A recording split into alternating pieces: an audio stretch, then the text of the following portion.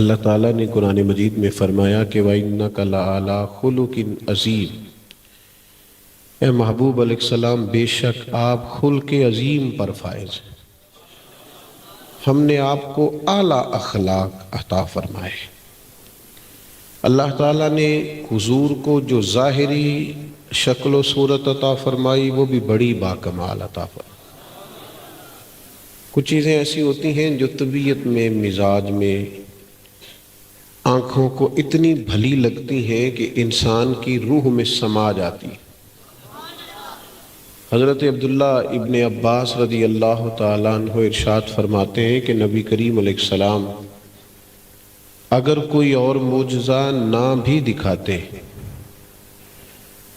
نہ ڈوبے ہوئے سورج کو موڑتے، نہ چاند کے 2 ٹکڑے کرتے، نہ پتھر کلمہ پڑھتے، نہ درخت سجدے کرتے، کوئی معجزہ بھی اور نہ دکھاتے، تو حضور کا تو چہرہ نور ہی ایسا تھا، لوگوں نے دیکھتے جانا تھا اور کلمہ پڑھتے جانا تھا۔ آپ توجہ فرمائیں جی میری بات پر، حضور کا چہرہ انور ہی ایسا تھا۔ اور پھر کمال کی بات یہ ہے کہ اس پیکر نور کی سادگی، یعنی لباس ہمیشہ سادہ پہننا، لب و لہجے میں سادگی رکھنا، کھانا سادہ سا کھانا، نبی کریم علیہ السلام کے انداز جتنے بھی ہیں ان میں کوئی تکلف نہیں پایا جاتا، کسی چیز کو کشید کر کے نہیں لایا جاتا، یعنی ایسا نہیں ہے کہ جو کام سونے تھے وہ حضور نے کیے، بس جسے نبی پاک نے کر دیا وہ سونا ہو گیا، جسے کر دیا وہ خوبصورت ہو گیا۔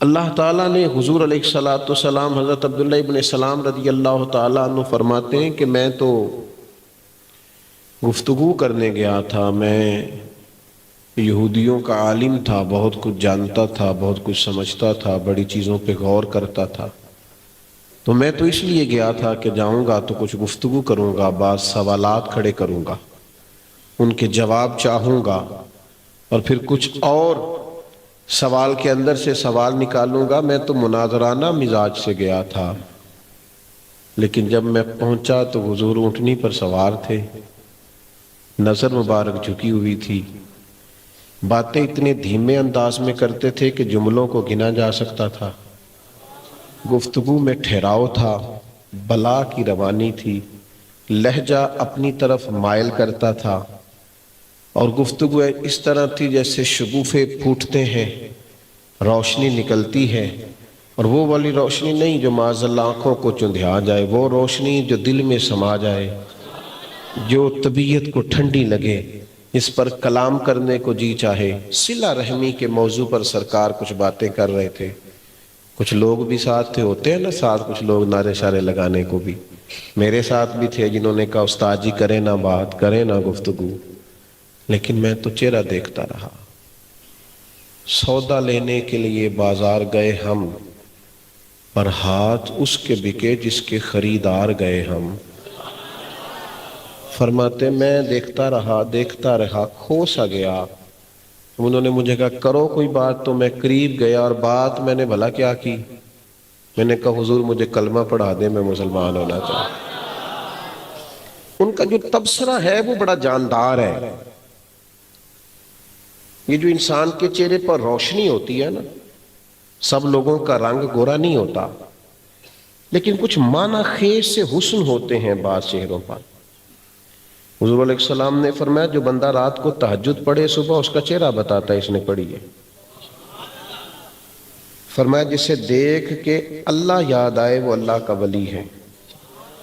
صوفیاء فرماتے ہیں جو لوگ مزاج کے لحاظ سے سادہ ہوتے ہیں نا، بھولے ہوتے ہیں، ان کے چہروں پر روشنی آ جاتی ہے، ان کی طبیعت میں چالاکیاں ہوتی ہیں نا، تیزیاں دکھاتے ہیں، کسی نہ کسی مقام پہ فن کا مظاہرہ کر کے دکھاتے ہیں، تو اندر کی تیزی ان کے چہرے سے بھی چھلکتی۔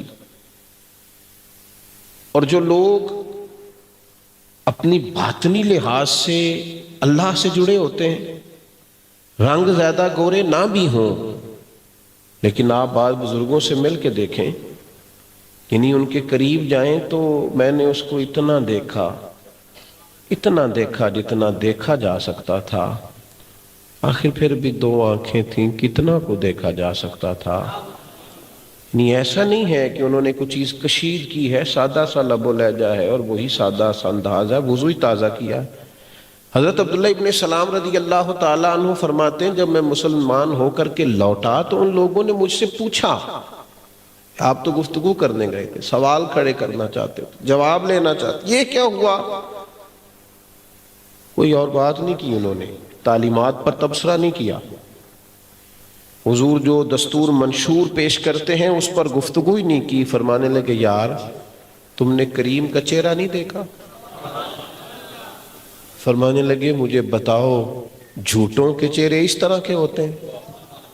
یعنی یہ جو لوگ جھوٹ بولتے ہیں، بددیانتیاں کرتے ہیں، ان کے چہروں پر یہ والی کیفیات نہیں ہوتی، ان کے چہرے پر چھلکتے ہوئے انوار و تجلیات بتاتے ہیں کہ اللہ نے انہیں سچا رسول بنا کے بھیجا۔ اس کو سمجھیں آپ۔ اور یہ سارا حسن کس چیز کا ہے؟ یہ سادگی کا ہے۔ میں زیادہ سخت بات تو نہیں کر سکتا، چھوٹا آدمی ہوں، مجھے ویسے سمجھ نہیں آتی مسلمانوں کی کہ داڑھی آخر رکھتے کیوں نہیں، اور اگر رکھتے ہیں تو چھوٹی کیوں رکھتے ہیں، میری سمجھ میں بات نہیں آتی۔ بعض لوگ کہتے ہیں جی وہ لوگ مجھے کہتے ہیں کہ تو نیک نہیں ہے، تو میں نے کہا یار داڑھی والے جو داڑیاں رکھ لیتے ہیں ان کو کون سا لوگ روز پھول ہی ڈالتے ہیں؟ تو اگر داڑھی کی وجہ سے معاذ اللہ کوئی آپ کو کوئی بات کرتا ہے یہ تو بڑی خوبصورت بات ہے۔ جے کر یار دے نام دا ملے میڑا انہوں تے چولی پا لئیے پنجے سٹیے نا۔ تو داڑھی نہ رکھنے کی وجہ سمجھ میں نہیں آتی، اور اگر کوئی کلیریفیکیشن دیتا ہے تو وہ بھی قابل قبول نہیں۔ کیوں کہ اللہ نے عورت کو داڑھی دی نہیں، اس نے دی ہی اسے ہے جس کے چہرے پر وہ دیکھنا پسند فرماتا ہے۔ اور رکھنی ہے تو پوری مٹھی رکھیں، رکھ جو لی ہے پھر پوری رکھیں۔ اور پھر کمال یہ ہے کہ آپ جتنی مرضی داڑھی بڑی رکھ کے دیکھ لیں اس کا وزن ہی کوئی نہیں، آپ کو محسوس نہیں ہوگا، یہ وجود کا حصہ ہے۔ میں نوجوانوں کی خدمت میں عرض کروں گا دوستو، ویسے آپ خوبصورت لگے نا، اچھا لباس پہنیں تو کوئی کہے گا یار ماشاءاللہ اچھے لگ رہے ہو، پیارے لگ رہے ہیں، لیکن اگر داڑھی کے ساتھ کبھی آپ اچھے لگے نا تو وہ تعریف اتنی روحانی ہے، دیکھنے والے کہتے ہیں یار کتنا نورانی چہرہ ہے۔ اس کی روحانیت کے پیچھے جاؤ، جملوں میں تاثیر اتنی ہے تو اس شخص کی کہ یار کتنا روحانی چہرہ۔ آپ حضور کی حسن و جمال کے پیچھے جو سادگی ہے، ہم نا بعض چیزوں میں تصنع کرتے ہیں کہ جن نوجوانوں کا دل ہوتا ہے نا میں خوبصورت لگوں، وہ نہیں لگ سکتے، اس لیے کہ وہ بے یقین ہو جاتے ہیں، سارا دن آئینے کے سامنے کھڑے ہیں، سارا کچھ صحیح لگ رہا ہے پر وہ مطمئن نہیں۔ نئے سے نیا ڈیزائن آپ، اور سادے بندے، سادہ زندگی آسان زندگی۔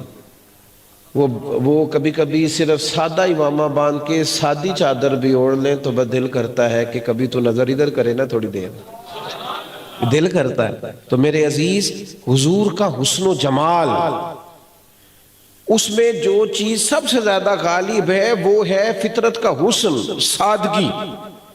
وہ چیز معنی خیز ہے۔ محبوب زمین پر بیٹھ جاتے تھے، سادہ تہمت باندھتے تھے، سادہ غذا کھاتے تھے، اس چیز نے سادگی پیدا کر دی تھی، حسن اللہ تعالیٰ نے عطا کیا۔ اور پھر اس کے ساتھ ساتھ حضور نے صرف اسی حسن کا سبق نہیں دیا، سوچیں بھی سونی ہونی چاہیے۔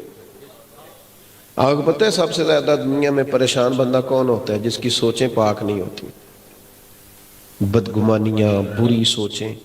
میرے ملک کا سب سے بڑا مسئلہ کیا ہے؟ ہو گیا الیکشن، بے چینی تو اور بڑھ گئی، بدگمانیاں تو اور بڑھ گئی۔ ہم کوئی غیر ہیں؟ آپس میں ہیں سارے، اتنی نفرتیں، اتنا الجھاؤ۔ ہاں کچھ جگہ پہ غلطیاں ہیں ان کو ٹھیک کرو یار، لیکن کسی کے بارے میں اتنی نفرت انگیزی، اتنی بری سوچیں۔ ایک گھر میں بسنے والے ایک دوسرے کے خلاف بدگمانی رکھتے ہیں۔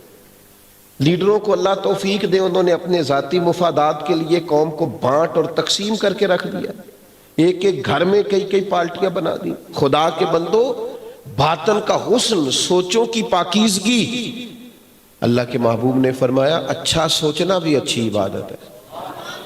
کچھ نہ کر، بس سوچا صحیح کر، تم مثبت رہا کر، تیرا مزاج مثبت ہونا چاہیے۔ میں اپنے سنگیوں کو، پیر بھائیوں کو جب سبق بتاتا ہوں تو پہلا سبق یہ دیتا ہوں کہ ذرا مثبت رہنا ہے نا زندگی میں، منفی نہ ہونا۔ منفی لوگ بے چین رہتے ہیں، منفی لوگوں کو اللہ کی بنائی ہوئی سونی مخلوق بھی سونی نہیں لگتی۔ رب کہتا ہے لَقَدْ خَلَقْنَا الْإِنسَانَ فِي أَحْسَنِ تَقْوِيمٍ، میں نے سونا بنایا ہے، لیکن ان کا چونکہ سوچ ٹھیک نہیں ہے، اسے سونے نہیں لگتے اللہ کے بندے، اسے کہیں خیر ہی نظر، جب بھی دیکھیں کہ آپ مایوسی کی خبر ملے گی آپ۔ اللہ کے محبوب کی سوچوں میں جو حسن و جمال تھا، سوچوں میں، یعنی 10 دن حضور نے طائف میں قیام کیا، یہاں آدھا گھنٹہ میرے جیسے شخص کو آپ انتظار کرائیں تو ہمارا ذہن خراب ہو جاتا ہے، حد ہو گئی ہے، میں کب سے بیٹھا ہوں، توجہ ہی نہیں کر رہے۔ 10 دن حضور رہے اور انہوں نے پھول نہیں پھینکے، روڑے مارے، ایک بندے نے بھی کلمہ نہیں پڑھا۔ تو کیا رد عمل کے طور پر بندے کی سوچیں، میری اور آپ کے جیسے لوگوں کی سوچیں سخت ہو نہیں جاتی؟ وہ تلخ بولے تو کس کس قسم کی بدگو، اچھا ہم یہ بھی نہیں سوچتے کہ ہو سکتا ہے بیچارہ بیمار ہی ہو سکتا ہے کسی اور کا غصہ نکل رہا ہو، کوئی گنجائش دینے کو تیار نہیں ہوتے۔ لیکن انہوں نے اتنا سخت عمل کیا ہے، اس کے جواب میں سخت رد عمل بھی آ سکتا ہے۔ لیکن جب محبوب واپس آ رہے تھے، طائف سے ایک جگہ پہ بیٹھے تھے، تو جو غلام ساتھ تھے انہوں نے عرض کی یا رسول اللہ کریں دعا یہ تباہ ہو جائے، چونکہ جو انہوں نے کیا ہے اس کا نتیجہ یہ ہے۔ عرب کی جو روایتی مہمان نوازی ہوتی تھی، کسی کو بٹھانا، چائے دینا، وہ تک اس کا انہوں نے خیال تک نہیں رکھا، کریں دعا یہ تباہ ہو جائے۔ تو جس طرح بندہ چھوٹے بچوں کے بارے میں دعا نہیں کرتا کہ ابھی نہ سمجھ ہیں، حضور نے ہاتھ اٹھا کے کہا اے اللہ انہیں ہدایت دے دے، انہیں پتہ کوئی نہیں یہ کیا کر رہے ہیں، ابھی شعور نہیں رکھتے، عقل نہیں رکھتے، فہم کی اس بلندی پر، انہیں ہدایت دے دے۔ میں نے کہا رد عمل کے طور پر تو آپ گھور کے دیکھیں تو سامنے والا اسی وقت خلاف ہو جاتا ہے فوراً۔ تو غلام عرض کرنے لگے حضور 10 دن قیام کیا، ایک بندے نے بھی بات نہیں سنی، اور عرب کا جو روایتی مزاج ہے وہ بھی انہوں نے نہیں، اس کا بھی خیال نہیں کیا، تو حضور آپ ابھی بھی دعائیں کر رہے ہیں۔ تو حضور کی سوچ کی پاکیزگی جو کریم نے امت کو دی، سوچوں کا حسن و جمال کیا ہے۔ حضور فرمانے لگے اگر یہ نہیں مانتے تو پھر بھی تباہی کی دعا نہیں کروں گا، اس لیے کہ اگر یہ نہیں مانتے تو مجھے امید ہے ان کی آنے والی نسلیں مان کر کلمہ پڑھ جائیں گے۔ کہیں سے تو امید لگا لو یار، اچھا سوچیں، ہمیشہ اچھا سوچیں گے، تندرست رہیں گے، صحت ٹھیک رہے گی، لوگ اچھے رہیں گے، تھوڑا سا اپنے خیالوں اور گمانوں کو صحیح کریں۔ اور دوسری بات یہ کہ تیسری بات یہ کہ اخلاقی پاکیزگی، میں ویسے پاک صاف اس آدمی کو سمجھتا ہوں جو لین دین کا پاک صاف ہوتا ہے، باقی جتنی مرضی کو باتیں سنایا اس کی مرضی ہے۔ ایک شخص نے حضرت عمر کے سامنے کہا تھا فلانا بندہ بڑا اچھا ہے، تو جناب عمر فاروق نے 3 باتیں کی۔ ہم بھی گواہیاں دیتے ہیں نا فلاں بڑا اچھا ہے، حضور بندہ بڑا اچھا ہے، تو جناب فاروق نے 3 شرائط لگائیں، فرمایا تیرا پڑوسی ہے؟ کہا حضور نہیں، فرمایا پھر تو نہ تبصرہ کر۔ پھر حضرت فاروق اعظم رضی اللہ تعالیٰ عنہ فرمانے لگے کبھی تو نہیں اس کے ساتھ سفر کیا ہے؟ حضور نہیں، فرمایا ابھی ٹھہر جا پھر تبصرہ نہ کر۔ تیسرا فرمایا کبھی لین دین کیا ہے؟ حضور نہیں، تو فرمایا پھر میری نماز دیکھ کے گواہی نہ دے۔ یہ امام غزالی نے لفظ لکھے ہیں جناب عمر کے، فرمایا تو نے لین دین کیا ہے؟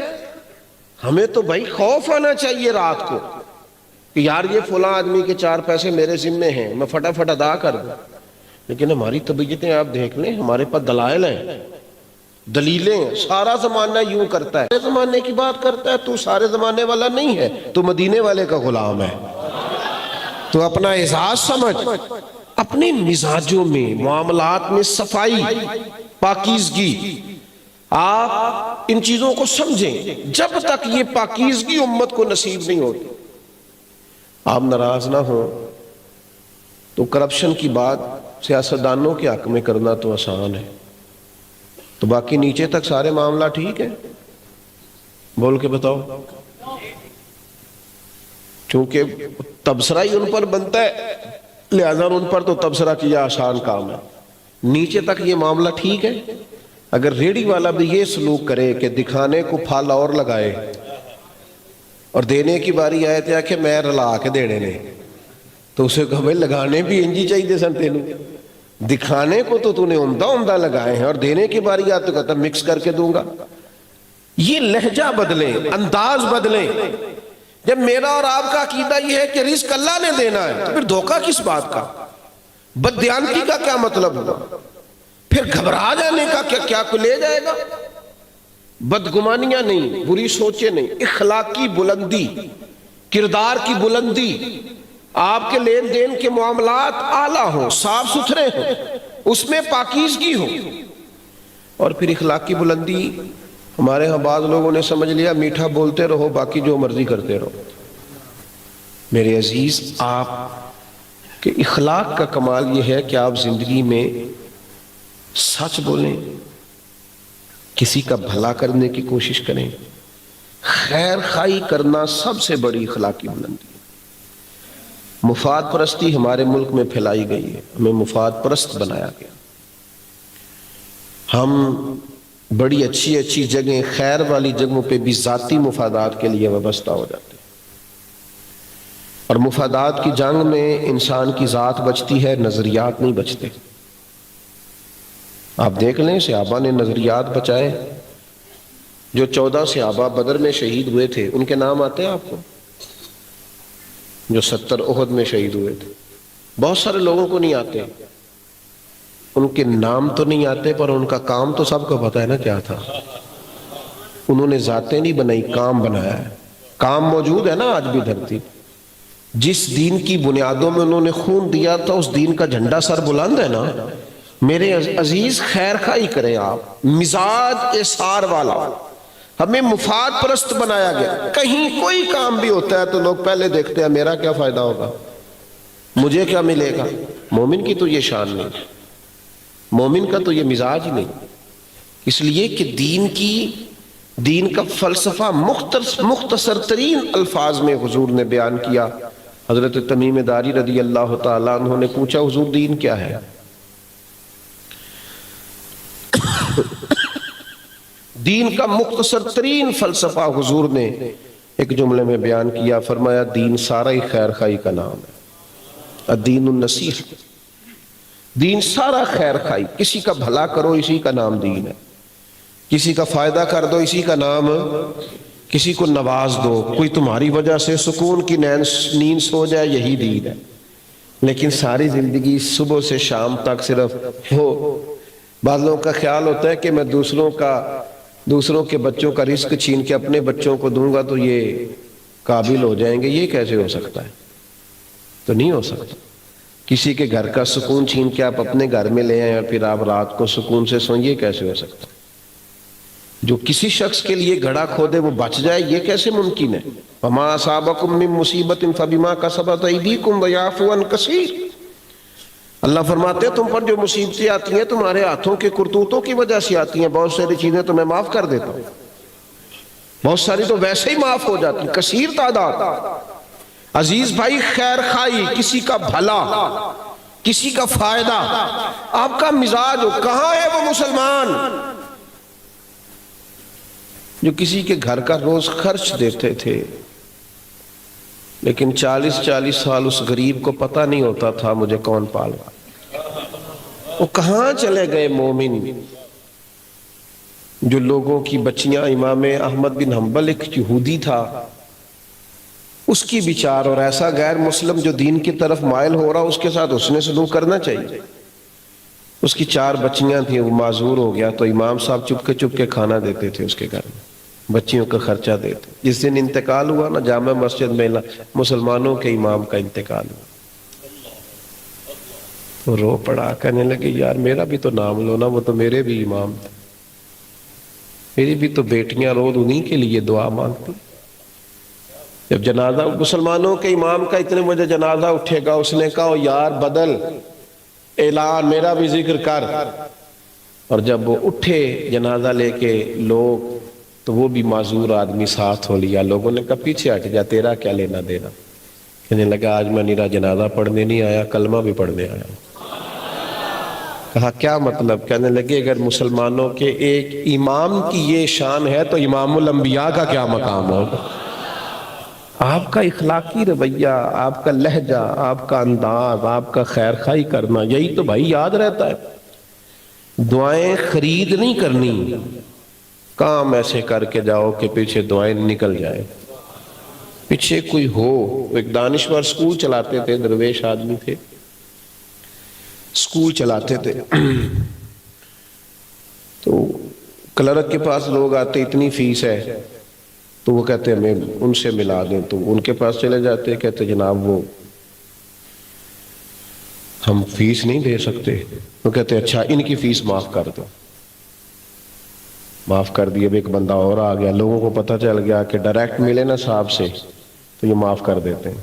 تو وہ کلرک آ کے کہنے لگا جناب اس طرح کاروبار نہیں چلتے، سب کی فیس معاف کریں گے تو نظام کیسے چلے گا؟ کمال کر گیا بندہ، کہنے لگا تمہیں کس نے کہا ہے میں کاروبار کر رہا ہوں؟ تو پھر آپ کیا کر رہے ہیں؟ کہنے لگے میں تو اپنے جنازے کے بندے پکے کر رہا ہوں،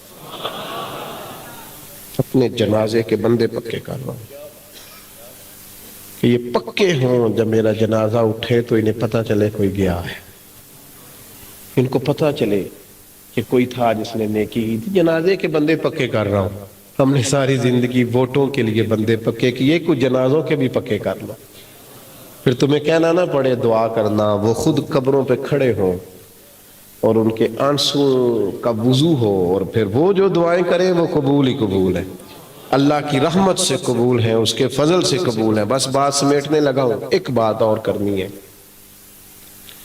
آپ ضرور اس پر توجہ کریں گے۔ 3 باتیں میں نے کر لی، چوتھی بات یہ ہے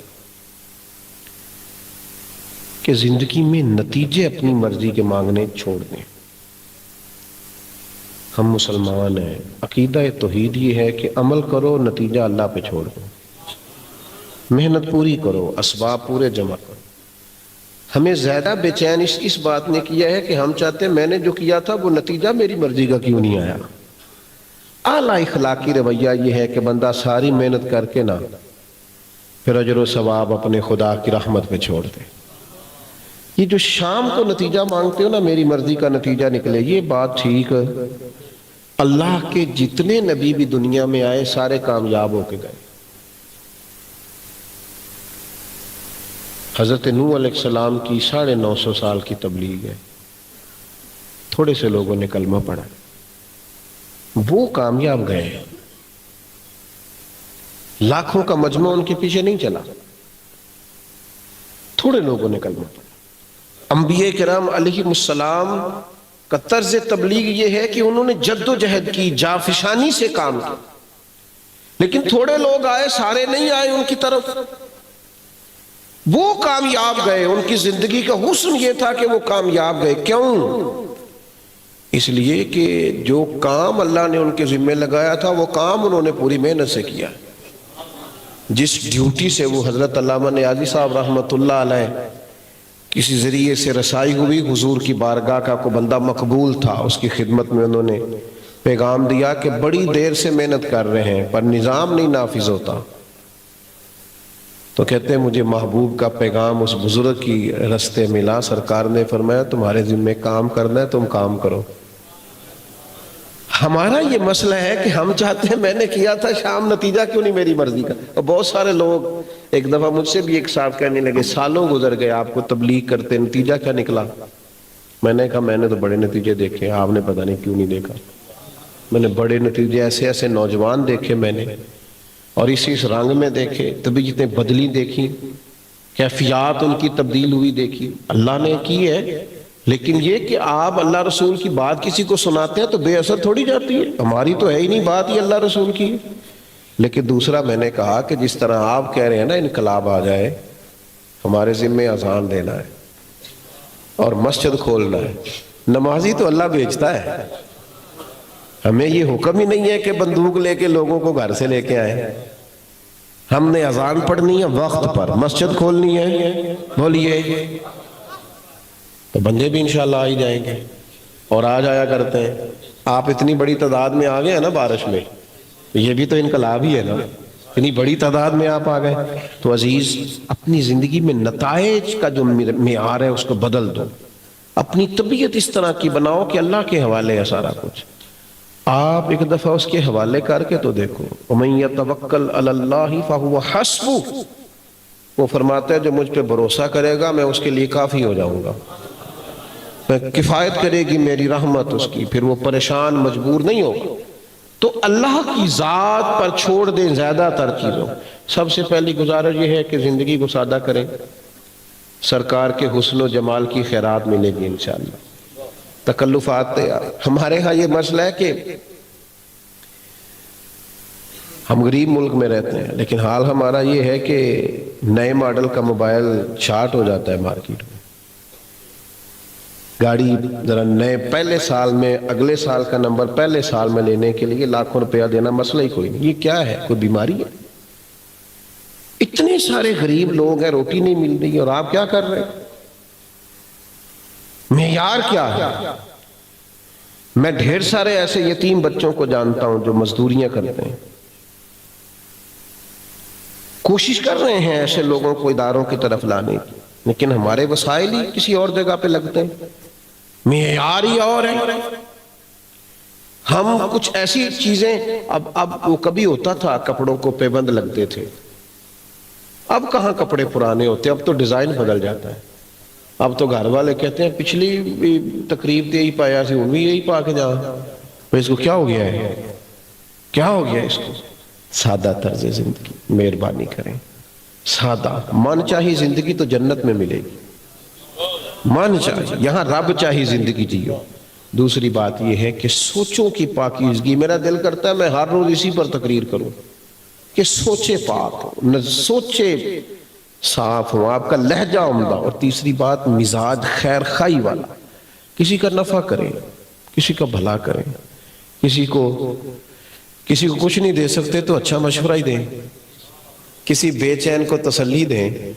کوئی آپ کے پاس لڑ کے آیا ہے ابا جی سے کہ ابا جی میرے بڑے سخت ہیں، تو اسے کوئی یار آج ہی سخت ہے، میرے بھی بڑی کی تیرے نہیں. کوئی کسی نے آ کے کہا میرا بھائی میرے ساتھ بڑا ظلم کرتا ہے، اور آپ بلتی پہ جلتی پہ تیل نہ ڈالیں. آپ اسے کہیں میں نے وہ بھی دین یاد نہیں. جدو کسی گلی جی تھپڑ ماریا سی تھی انہیں کہا سی وہ تو میرے بھائی نو ہاتھ لایا، اتنی تیری ضرورت. یہ یاد کراؤ لوگوں، آئے گا یاد انشاءاللہ. اور نتائج جو ہے نا، نتائج یہ ہم نے اللہ پہ چھوڑ دیں. ہم نے محنت کرنی ہے، جد و جہد کرنی ہے. اللہ بڑا کریم ہے، جب چاہتا ہے جس وقت چاہتا ہے اسباب پیدا کر دیتا ہے. آپ سے پوچھے کہ تنہائی میں اس کی کیفیت کیا ہے، اسے حضور کی اولاد پاک سے کامل پیار ہے. اپنے آپ سے سوال. ہمارے ہاں یہ ہوتا ہے کہ بہت ساری چیزیں مخصوص طبقات میں چلی جاتی ہیں. امید ہے آپ ناراض نہیں ہوں گے. جس طرح ربیع الاول میں الا ماشاءاللہ بعض لوگوں کا سیزن نہیں شروع ہوتا، اسی طرح سیزن لگتے ہیں محرم میں. وہ خدا کے بندو، یہ محبت و ایمانیات کا باب ہے. تمہیں کوئی نہ بھی بلائے، نہ بھی دعوت دے، نہ بھی کوئی اہتمام کرے، تو حضور کی اولاد اور اصحاب کا پیار تو ایمان ہے. اور کچھ چیزیں ایسی ہوتی ہیں جن میں جذبات ہونے چاہیے بندے کے. اس کے اندر اس کی قلبی واردات شامل ہونی چاہیے. جملوں کے تراشے نہ ڈھونڈتا پھرے وہ، اور جلسوں میں لوگوں کی کثرت اور قلت پر گفتگو نہ کرتا پھرے، اور صرف موبائل کے سٹیٹس لگانے تک وہ محدود نہ رہے. قلبی کیفیت ہونی چاہیے. یعنی نبی کریم علیہ السلام نے جب حسنین کریمین کی محبت کو بیان کیا ہے تو سرکار کا وہ بیان کرنا ہی اتنا زیادہ درد اور سوز کا باعث ہے، اتنا زیادہ وہ خوبصورتی والا ہے. آپ ذرا دیکھیے، ہم روز نہیں اپنی اولاد کے لیے دعا کرتے، اگرچہ روز بھی کرنی چاہیے، لیکن کبھی کبھی ایسا وقت آتا ہے کہ والد والدہ بالخصوص مصلی بچھاتے ہیں. اللہ بچوں پر مہربانی فرما. نبی کریم علیہ السلام نے بھی اپنے شہزادوں کے لیے دعا فرمائی، اور بندہ روز دعائیں کرتا ہے. اور ہمارے ہاں تو رٹی رٹائی دعائیں بھی چلتی ہیں، روز لوگ دعا کرتے ہیں. لیکن اولاد سے رشتہ اس طرح کا ہوتا ہے کہ انسان دعا کرتا ہے تو اس کے جذبات اس کے قابو میں نہیں رہتے. لوگ تو بچوں کے لیے دعا کا پیغام دیتے ہوئے رو پڑتے ہیں، میرے بچے کے لیے دعا کرنا. کبھی غور تو کرو، توجہ تو کرو میرے بھائی اس بات پر کہ محبوب نے حسنین کریمین کو سامنے کھڑا کیا اور کھڑا کر کے اللہ کی بارگاہ میں ہاتھ اٹھا کے باقاعدہ دعا کی، کہا اے اللہ میں ان دونوں سے محبت کرتا ہوں، تو بھی ان سے محبت فرما، اور مالک جو جو میرے حسنین سے محبت کرے تو ان سب سے بھی محبت فرما۔ ہم سے بعض جگہوں پہ کوتاہیاں ہوئی ہیں، ہم اس کا اعتراف کرتے ہیں۔ ہم نے کچھ ایسی چیزیں بھی غیر ذمہ دار لوگوں کے ہاتھ میں دے دی جنہوں نے غیر ذمہ داری کا مظاہرہ کیا۔ اسٹیج ذمہ دار لوگوں کا تھا، چلا غیر ذمہ دار لوگوں کے پاس گیا، نتیجہ اس کا یہ نکلا کہ قوم بیچاری ایسی چیزوں میں الجھ گئی جو بالکل ان کے بس کی بات نہ تھی۔ ہم جو عوام ہیں ہمارے ذمہ بحث کرنا نہیں، ہمارے ذمہ تو غلامی کرنا ہے، ہمارے ذمہ تو پیار کرنا ہے۔ ہم نے محبت کرنی ہے سیدنا ابو بکر صدیق سے لے کر حضرت امیر معاویہ تک، ہر صحابی سے ہم نے پیار کرنا ہے، اور ہمارے امام نے ہمیں کہا ہے اتنا پیار کرنا ہے، اتنا پیار کرنا ہے کہ محبوب کی اولاد کے بچے بچے سے پیار کرنا ہے۔ تیری نسل پاک میں ہے بچہ بچہ نور کا، تو ہے عین نور تیرا۔ اچھا عجیب بات ہے کہ کھول کے سیرت نہیں بتائی لوگوں کو حضرت ابو عبیدہ بن جراح کی۔ ہم نے یقین سے کہتا ہوں نہیں بتا سکے ہم لوگوں کو حضرت معاذ ابن جبل کی فضیلتیں، نہیں لوگوں کو آگاہی حضرت خالد بن ولید کے جذبہ جہاد سے۔ کہاں خبر ہے لوگوں کو کہ حضرت سالم مولا کون تھے؟ کہاں لوگ جانتے ہیں حضرت ابی بن کعب کیسے آدمی تھے جن کو امامت کا انتخاب کیا سیدنا فاروق اعظم نے کہ آپ تراویح پڑھائیں گے؟ کہاں اس پر سیمینار ہوئے؟ کہاں ان بزرگوں پر ہم نے کام کیا؟ حضرت سعید بن زید رضی اللہ تعالیٰ عنہ کی دیانتداری کب بیان کی گئی قوم کے سامنے؟ عجیب بات ہے کہ مشاجرات تم لے آئے، جو چیزیں تمہارے بیان کرنے کی تھی، بتانے اور سنانے اور سمجھانے کی تھی، وہ تو تم نے۔ میں اکثر دوستوں سے کہتا ہوں ہم نے کچھ وقت کالج میں گزارا ہے، تو تمام اساتذہ جو ڈگری ہولڈر بھی ہوتے ہیں سارے تدریس پر ماہر نہیں ہوتے، یعنی پڑھا لکھا ہونے کے باوجود بھی ہر آدمی پڑھانے میں مہارت نہیں رکھتا۔ اللہ تعالیٰ صلاحیتیں دیتا ہے، کچھ چیزیں خدا داد ہوتی ہیں۔ اب ایسا نہیں ہو سکتا کہ اردو کے ٹیچر آئیں کلاس روم میں اور آ کے بچوں سے کہیں کہ کتاب نکالو، تو بچے اٹھ کے کہیں کہ استاد صاحب پہلے آپ بتائیں آپ ایم اے اردو ہیں، اور اگر ایم اے اردو ہیں تو پھر آپ نے ایم ایڈ کیا ہے، اور اگر کیا ہے تو پھر آپ میرٹ پہ ہیں کہ سفارش پہ ہیں؟ بچوں کا حق بنتا ہے یہ بات کرنے کا، جلدی جلدی بتائیں، اور اگر کریں تو کم از کم میں ہوں تو میں سب سے پہلے اس بچے کو کلاس سے نکالوں گا، اور پہلا لفظ یہ کہوں گا کہ تو بنیادی طور پر پڑھنا نہیں چاہتا، اس تیرا حق نہیں بنتا نا یہ بات مجھ سے میرا بڑا کرے، پرنسپل صاحب کریں یا اس شعبے کا کو بڑا کرے، تو کون ہوتا ہے؟ وہ خدا کے بندے، صحابہ کے مشاجرات میں بات کرنا عوام کا کام نہیں، ہماری ڈیوٹی نہیں۔ ہمیں تو نبی پاک نے فرمایا صحابی کا نجوم، یہ سارے ستارے ہیں، تم نے ان سے ہدایت کا نور حاصل کرنا ہے۔ ہم نے تو دیکھنا ہے ان کی سیرت میں جو تقوی ہے، پرہیزگاری ہے، جو حضور سے وفا ہے۔ تو پہلی تو گزارش آپ سے یہ ہے کہ جم کے پیار کریں رسول پاک کی اولاد سے۔ میرا ایک دیہات سے تعلق ہے، دیہاتی لوگ وہ ہوتے تھے جن کے مکان کچے ہوتے تھے پر عقیدے بڑے پکے ہوتے تھے۔ میں علماء یہاں زیادہ بیٹھے ہیں اور بزرگ بیٹھے ہیں، کچھ باتیں زیادہ اس لیے بھی نہیں کر سکتا کہ بزرگوں کی موجودگی میں بہت زیادہ باتیں اس طرح نہیں کرنی چاہیے کہ انسان بڑا ناسے محسوس ہو۔ کیسا دستور زباں مندی ہے تیری محفل میں، بات کرنے کو ترستی ہے زباں میری۔ اب تو چیزیں آ گئی محفلوں میں، مجلسوں میں، سٹیٹس لگانے میں۔ وہ جو پیار کا خلوص تھا نا، میرے ابا جی بڑی عید پہ چاول لائے گھر میں، کٹھے لے آئے، وہ بڑے اچھے چاول تھے، تو وہ خواتین پاس کرتی تھیں اکثر گھروں میں چاول، پہلے سیمپل آتا تھا، تو وہ چاول بڑے اچھے تھے، پکائی بڑی اچھی تھی، خوشبو بڑی اچھی تھی، اور اماں جی تبصرہ بھی کرتی تھیں کہ دانہ بھی بڑا لمبا لمبا ہوا ہے چاولوں کا، بڑے بہتر تھے، خوشبو بڑی آئی، پسند بڑے آئے۔ دو ایک دفعہ پکے تو پھر اس کے بعد گھر میں جب چاول پکے تو کچھ اور قسم کے پکے. تو والی صاحب نے فوراً اعتراض کیا, کہنے لگے وہ جڑے میں لے آیا سا چاول وڈی تے وہ کتے نہیں, ایک دو باری دیتے نے بعد چ نہیں ملے. تو یہ میں آپ کو ان پڑھ اور سادے لوگوں کی باتیں بتا رہا ہوں. اماں جی میری فرمانے لگیں چول بڑے پیارے سن, سونے بڑے پکے سن, میں رکھ چھڑے نے 10 محرم نو امام حسین دی نیاز پکائیں گے. وہاں ہم نے جو چاول بھی پیش کرنے وہ بھی ذرا زیادہ اعلیٰ قسم کے ہوں تو پھر ہی مزہ آتا ہے. او خدا کے بندو, اپنی قلبی کیفیت پر توجہ کرو. ان کا پیار, ان کی محبت, وارفتگی, شوق تیرے دل سے چھلکے, تیری کیفیت ہو. یعنی سیدہ پاک کا نام آئے تو تیری نظریں خود بخود جھکنی شروع ہو جائیں. حسنین کریمین کا تذکر آئے تو تیرا وجود محسوس کرے کہ تو بہت عظمتوں والے لوگوں کا ذکر کر رہا ہے. ان لوگوں کے تذکار تیری طبیعت پر رعب پیدا کریں, جلال طاری ہو تیرے اوپر. لیکن کیا کریں اس دور کا جس میں صرف بحثیں رہ گئیں, الجھاؤ رہ گیا. اپنی محبت کو مضبوط کریں, وارفتگی اور شوق کو مضبوط کریں. ہوتا رہتا ہے دنیا میں, چیزیں ہوتی رہتی ہیں, لوگ آتے جاتے رہتے ہیں, لیکن جس طرح لوگ اپنی صحت کا پورا خیال رکھتے ہیں نا, اس طرح اپنے عقیدے اور ایمان کا بھی پورا خیال رکھنا چاہیے. اس میں کوئی کمزوری پیدا نہ ہو, اس کے اندر کسی قسم کی کوئی کمزوری نہ رہ جائے. یقین, تیقن, ایمان, اہل بیت نبوت کا پیار تو آپ کو زندہ کرے گا.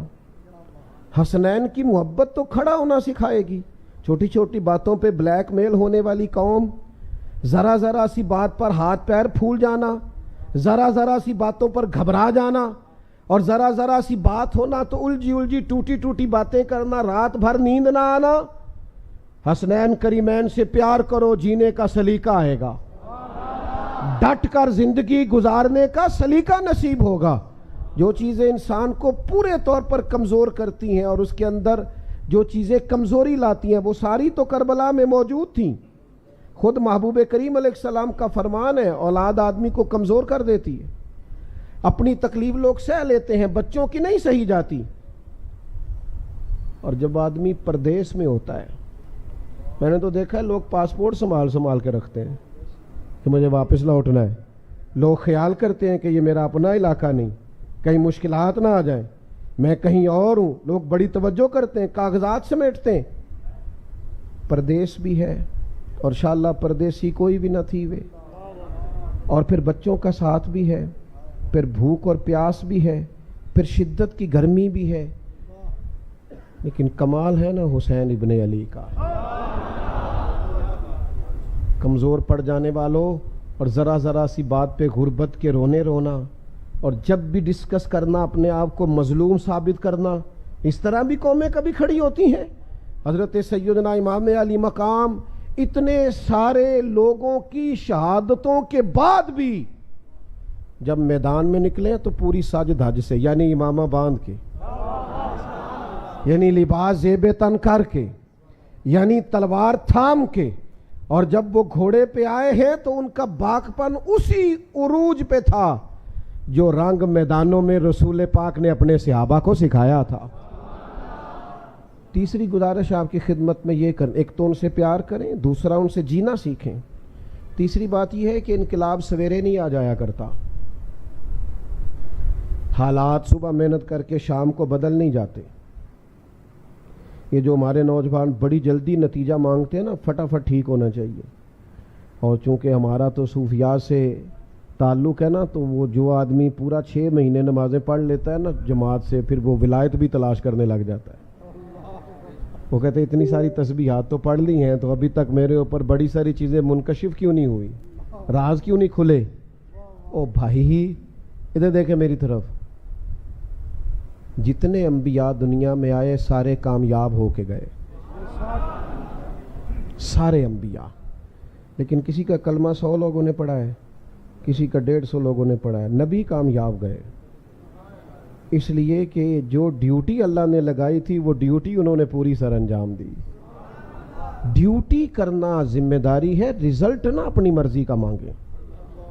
جو بندہ اپنی مرضی کا رزلٹ مانگتا ہے وہ کمزور ہو جاتا ہے. آپ اپنی ڈیوٹی کریں اور پھر ڈیوٹی کر کے نتیجہ اپنے رب پہ چھوڑ دیں, محنت میں کمی نہ کریں. یہی امام علی مقام کا پیغام ہے. امام حسین شہید ہو گئے تو اگلی صبح یزید کا تختہ نہیں الٹ گیا تھا.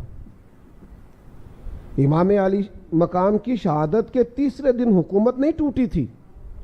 وہ تو 4.5 سال حکمران رہا, لیکن پھر اس طرح اترا ہے کہ لوگ ذرا نام بھی لیتے ہیں تو ڈر ڈر کے سہم کے لیتے ہیں.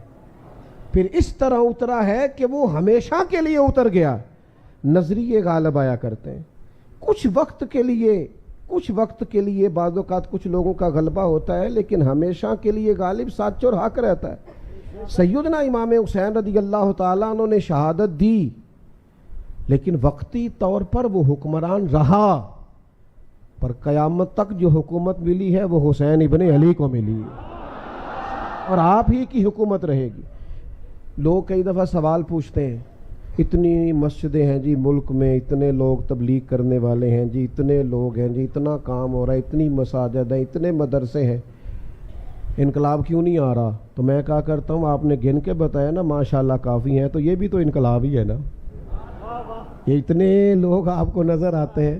مجھ سے ایک دفعہ ایک صاحب نے پوچھ لیا کہ علماء جو محنت کر رہے ہیں اس کا نتیجہ کیا ہے؟ میں نے کہا آپ کی تو کئی ساری سرکاری اسامیاں خالی ہیں, اور ہمارا حال یہ ہے کہ رمضان میں ہو سکتا ہے کسی حافظ کو قرآن سنانے کے لیے مسجد نہ ملے, یہ نہیں ہو سکتا کسی مسجد کو حافظ نہ ملے. تو کام تو ہو رہا ہے, دین کام تو ہو رہا ہے. میرے عزیز کمزور نہیں پڑے, نتیجہ اللہ پہ چھوڑے. چوتھی بات سنیں, جو اہل فضل ہوتے ہیں نا, ان کا فضل, ان کی عزتیں یہ اللہ تعالیٰ کے فیصلہ کرم پر مبنی ہوتی ہیں. یہ شانیں لوگوں کی دی ہوئی نہیں ہوتی. لوگوں کا اپنا مزاج ہوتا ہے, اپنی طبیعت ہوتی ہے. اور ہم جس زمانے میں رہتے ہیں اس زمانے میں تو ہر آدمی کا, چونکہ ہم جمہوری ملک میں رہتے ہیں, ہر آدمی کا سوچنے کا اینگل بھی اپنا ہے, اپنے حساب سے لوگ سوچتے ہیں. اور آپ کسی کی تعریف کر کے دیکھیں کسی کے سامنے, وہ کہے گا یار ساری باتیں ٹھیک ہیں, 99 ٹھیک ہیں, پر وہ ہنسا نہیں میری مرضی کے حساب سے. اگر یہ بھئی ایک آدھ کمی تو ویسے بھی رہ جائے گی, انسان ہے.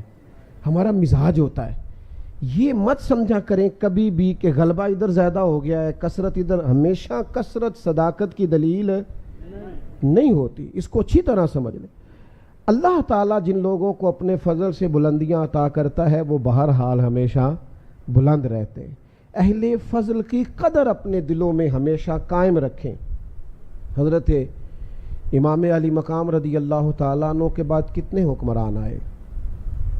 ہم سادے لوگ ہیں, شاید ہم سب کے نام نہ بتا سکیں, لیکن امام حسین کے بعد امام زین العابدین کا نام ساری دنیا جانتی. ان کے قریب بیٹھنے والوں میں حضرت حسن بصری کا نام سارا زمانہ جانتا ہے. حکومتیں آتی جاتی رہتی ہیں, وقتی اقتدار کئی دفعہ بڑا لطف دیتا ہے, اور لوگ جب بات کرتے ہیں تو بڑی پھیل کے کرتے ہیں, اور جب گفتگو کرتے ہیں تو ان کا لب و لہجہ ان کے حاکمانہ انداز کی گواہی دے رہا ہوتا ہے. لیکن دنیا میں غالب نظریات ہوا کرتے ہیں, سچائیاں غالب ہوتی ہیں, ایک ترتیب ہوتی ہے حق کہنے والوں کی. وقت کا حکمران بھی طواف کعبہ کر رہا تھا, امام زین العابدین بھی کر رہے تھے, فرزق شاعر بھی اسی طواف میں موجود تھا. تو اس نے جب دیکھا نا لوگوں کا زیادہ رجحان تو امام زین العابدین کی طرف ہے, تو فرزق کو بلا کے کہنے لگا یہ بندے گنو جو زیادہ ادھر توجہ کرتے ہیں اور میری طرف نہیں دیکھتے, ان کا بعد میں کچھ علاج کرنا ہے. بندے گن لیتے ہیں نا, نہیں پتا آپ کو, الیکشن کے دنوں میں پتہ کر لیتے ہیں کس کس گلی نے ووٹ نہیں دیے. اگلی بھی بن گئی, اس سے اگلی بھی بن گئی, بیچ والی رہ گئی. انہوں نے ووٹ نہیں دیے تھے, انہوں نے جلسہ نہیں کرایا. اس نے کہا یہ سب لوگوں کا ادھر رجحان ہے, حالانکہ حکمران میں ہوں. تو بڑا سیانہ تھا وہ شاعر, بازو تھام کے بادشاہ کا ہلا کے کہنے لگا تو لوگوں کی چھوڑ, مجھے تو یوں لگتا ہے جدھر جدھر امام زین العابدین مڑتے حجر اسود کا رخ بھی ادھر ہی ہوتا چلا جائے. تو یہ جو خدائی انعام ہے ان کا تو کیا کرے گا؟ یہ جو اللہ کی دی ہوئی شان ہے اس کا تو کیا کرے؟ جو اللہ تبارک و تعالی محض اپنے فضل سے کسی کو انعام دیتا ہے اس میں تو کیسے دخل دے گا؟ دوستو یاد رکھنا, کچھ چیزیں ایسی ہوتی ہیں جو محض اللہ کا فضل ہوتی ہیں. بعد میں لوگ کہہ دیتے ہیں میں نے بڑی محنت کی, میں نے بڑی جدوجہد, محنتی تو اور بھی بڑے تھے, تجھ پر فضل ہو گیا ہے تو اب ذرا جھکنا سیکھ, اب تو نہ واپس آنا سیکھ. اگر دیکھیں نا بہت سارے لوگ ایسے ہوتے ہیں, بہت سارے لوگ بڑے باصلاحیت, لیکن اللہ تعالیٰ کی شان ہوتی ہے اس نے کس کو کس انداز میں کب نوازنا ہے, یہ اس کا ارادہ کرم ہے. باتیں چونکہ عرض کیا تھا زیادہ نہیں کرنی, بات سمیٹنے کی طرف آ رہا ہوں. ہم نا بعض اوقات بڑی بات کرنا چاہتے ہیں, اور ہم تو اس زمانے میں رہتے ہیں جس زمانے میں چھوٹی سی بھی کوئی محنت کرنا لگتا ہے تو وہ کہتا ہے میں تو کربلا میں کھڑا ہوں. حالانکہ بھائی یہ بڑی آخر کی بات ہے, آپ تھوڑا سا نا قریب کوئی کی مثال دے لیں. ابھی آپ اتنا دور نہیں جائیں, وہ تو بڑا انتہائی اقدام ہے, وہ بڑی آگے کی بات ہے. ہر آدمی, میں اکثر کہتا ہوں کہ جب کربلائیں سجیں گی تو انشاءاللہ تعالیٰ اسوہ حسینی پر عمل کرنے والے سینکڑوں مسلمان میدان میں ہوں گے, اور وہ وقت آتا رہا ہے, دوبارہ بھی آئے گا, تو انشاءاللہ میدان میں ہوں گے. لیکن جو امام علی مقام نے ہمارے سامنے عام لوگوں کے سامنے سیدھ رکھی ہے اس پر تو عمل کریں. جلدی سے چند ایک باتیں عرض کرتا ہوں جلدی سے. نبی پاک علیہ السلام اور حضور کی اولاد کا جو فقر ہے وہ فقر اختیاری ہے. محبوب تو مالک ہیں اور خود فرماتے ہیں اللہ نے مجھے اختیار دیا ہے, چاہوں تو نبی اور بادشاہ بن جاؤں. لیکن یہ حضور نے دعا مانگی اللہ کی بارگاہ میں, اے اللہ ایک وقت روٹی دینا اور ایک وقت فاقہ دینا. صرف میٹھا ہی کھانا سنت نہیں, فاقہ کرنا بھی سنت ہے. اللہ سے دعا مانگی. ہر بندہ اپنی اولاد کے لیے پیسے ڈھونڈ رہا ہے اور محبوب نے تو ایک وقت کا فاقہ مانگا ہے.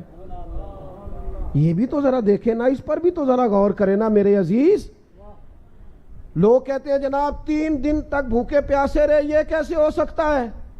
تو میں نے کہا آپ امام راضی کو پڑھیں, 3 دن روزہ رکھا ہے تمام اہل بیت نے, اور تینوں دن جب افطار کا وقت آیا تو دروازے پر فقیر آیا ہے اور کھانا اٹھا کے دے دیا ہے. تو جن کی ماں 7-8 سال کی عمروں میں ہی تربیت کرے 3 دن بھوکے پیاسے رہنے کی, ان کے لیے پھر میدانوں میں 3 دن بھوکے پیاسا رہنا مشکل ہے. یہ ان کے لیے مشکل ہوتا ہے جن کے دائیں بائیں 2 اے سی چل رہے ہوتے ہیں. ان کے لیے مشکلات ہوتی ہیں جن کے ٹیشو پیپر پکڑنے کے لیے بھی 4 لوگ کھڑے ہوتے ہیں. ان کے لیے مشکلات ہوتی ہیں صاحب جن کی بچپن سے تیاری ہو اور جن کو بھوک کاٹنا آتا ہو. آپ پڑھ لیں سیرت کی ساری کتابیں جو سیدہ پاک پر اہل بیت نبوت پر لکھی گئی ہیں, عجیب ہیں, انفرادی ہیں لکھنے والے بھی. حضور کے کاشانہ نور کا انداز لکھتے ہیں تو سارے لکھتے ہیں کہ مہینہ چولہا نہیں جلا, اور سیدہ عائشہ صدیقہ رضی اللہ تعالیٰ عنہ فرماتی ہیں کئی چاند گزر گئے ہم نے چولہا نہیں جلایا, کھجور پانی پہ گزارا. یہ بھی سارے سیرت نگاری لکھیں گے, اور چند صفحے چھوڑ کے یہ بھی سارے لکھیں گے کہ گھر میں مہینہ چولہا نہیں جلا, پر جو دروازے پہ آیا ہے اسے جھولی بھر کے عطا فرمایا. یہ بھی انداز اپنائیے.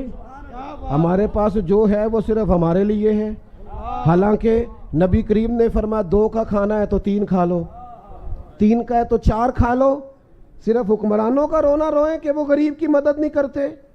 یہاں جو جس گاؤں میں جس محلے میں مالدار ہوتا ہے فوراً مکان بدلتا ہے اور وہاں چلا جاتا ہے جہاں سارے امیر ہی رہتے ہیں. پھر جب اسے غریب دکھائی کوئی نہیں دیتا تو درد کیسے غریبوں کا ہوگا؟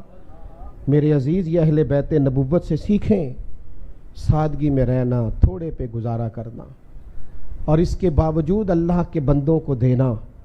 اور پھر سیکھو نا میرے محبوب کی اولاد سے مسلوں کو آباد کرنا, اللہ کے حضور حاضری دینا, عبادات کرنا. میں بھی دعویٰ کر کے گزر جاتا ہوں نسبت بڑی چیز ہے, کوئی انکار نہیں بڑی چیز ہے, لیکن کیا اس کا معنی یہ ہے کہ آپ آزاد ہو جائیں گے ہر نیک عمل سے؟ جن کی نسبتیں مضبوط ہوتی ہیں وہ تو زیادہ ذمہ دار ہوتے ہیں. سب سنیاں رل پانی نو چلیاں, کوئی مڑ سی پھر کے, تو جنہاں نے پھر کے سر تے چایا, یعنی جنہوں نے ذمہ داری اٹھائی ہے, جنہوں نے پھر کے سر تے چایا وہ تے قدم رکھن ڈر کے. آپ کی نسبت زیادہ مضبوط ہے تو آپ کو تو حساس ہونا چاہیے تھا. مستحبات کے معاملے میں بھی آپ کو مضبوط ہونا چاہیے، اور آپ آزادی کی بات کر رہے ہیں۔ 9-10 محرم کی درمیانی رات ابن زیاد نے کہا حسین ابن علی دو ہی باتیں ہیں، یا بیعت ہوگی یا جنگ ہوگی، تو امام نے فرمایا صبح بتائیں گے۔ حضرت عباس عرض کرنے لگے بھائی جان آپ کا فیصلہ تو مجھے پتہ ہی ہے، تو صبح بتانے کا کیا مطلب ہوا؟ ابھی بتا دیتے کہ ہمیں بیعت نہیں کرنا، جنگ ہی کرنا ہے۔ تو امام فرمانے لگے عباس صاحب کا کیا خیال ہے؟ سوچنے کے لیے ٹائم مانگا ہے۔ کہا حضور پھر کس لیے؟ تو نوجوانوں یہ آپ نے یاد رکھنا ہے۔ امام فرمانے لگے عباس تجھے پتہ ہے نا حسین کو سجدوں سے بڑا پیار ہے، سجدوں سے بڑا پیار۔ اللہ کرے اس قوم کو سجدوں سے بھی پیار ہو، تلاوت قرآن مجید کی بھی انہیں لذت نصیب ہو۔ کہا تجھے پتہ ہے نا سجدوں سے، میں نے تو ایک رات کا اس لیے کہا ہے کہ ذرا رج کے سجدہ کروں اپنے رب۔ ہاں جنگیں اچھی تدبیر سے لڑی جاتی ہیں، اسلحہ مضبوط ہونا چاہیے، صف بندی اعلیٰ کریں گے تو کام چلے گا، لیکن بدر کی ساری رات اللہ سے دعا مانگنا یہ بھی میرے رسول پاک کا طریقہ ہے۔ آپ کو اللہ کی مدد اور تائید کو بھی طلب کر، سنیں جی سنیں، اللہ آپ کو جزا دے۔ بات ختم کرنے لگا ہوں دوستو، مضبوط جب لوگوں کا مسلح ہوتا ہے، عبادتیں ہو، یہ آپ مسلح سے جڑ جاتے ہیں، روحانی ترقی ہوتی ہے تو پھر دیانتداری بھی پیدا ہوتی ہے، پھر لقمہ حرام سے بھی انسان بچتا ہے، پھر جب وہ عبادات کی طرف بڑھتا ہے تو اس کی طبیعت کے اندر بعض چیزوں سے ویسے ہی کراہت پیدا ہو جاتی۔ تو امام علی مقام سے سیکھیں۔ جب آپ شہید ہو گئے تو حضرت عبداللہ ابن عمر نے فرمایا ظالمو تم نے اسے شہید کیا ہے جو کثرت سے نفل پڑھنے والے تھے، کثرت سے روزے رکھنے والے تھے نفلی۔ اپنی طبیعت میں اہل بیت نبوت کی سادگی کو لائیں، اس مروت کو لائیں۔ اور پھر آخری بات یہ ہے کہ یزید فاسق و فاجر تھا، تو امام علی مقام نے فرمایا سب کچھ کٹ سکتا ہے، ظالم کا ساتھ نہیں دیا جا سکتا۔ ہم تو تھوڑی تھوڑی چیزیں حاصل کرنے کے لیے، بالکل تھوڑے نفع کے لیے بھی ہمارے ارد گرد ظالم ہوتے ہیں، ہم جرت مند نہیں، اپنے قبیلے میں بھی حق نہیں کہتے، دوستوں کے بیچ بھی یہ چھوٹی چھوٹی بات ہوتی ہے، چھوٹی چھوٹی پر ہم ڈرتے ہیں میرا نام نہ لگ جائے۔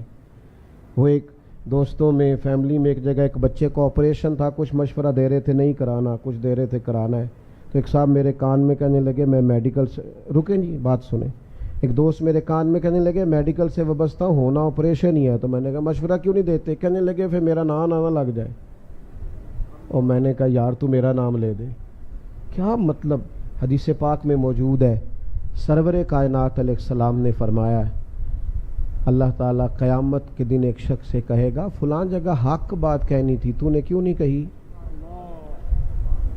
تو عرض کرے گا مالک میں لوگوں سے ڈر گیا تھا، تو رب فرمائے گا میرا زیادہ حق تھا کہ تو مجھ سے ڈرتا، حق تو میرا بنتا تھا تو لوگوں سے ڈرتا رہا۔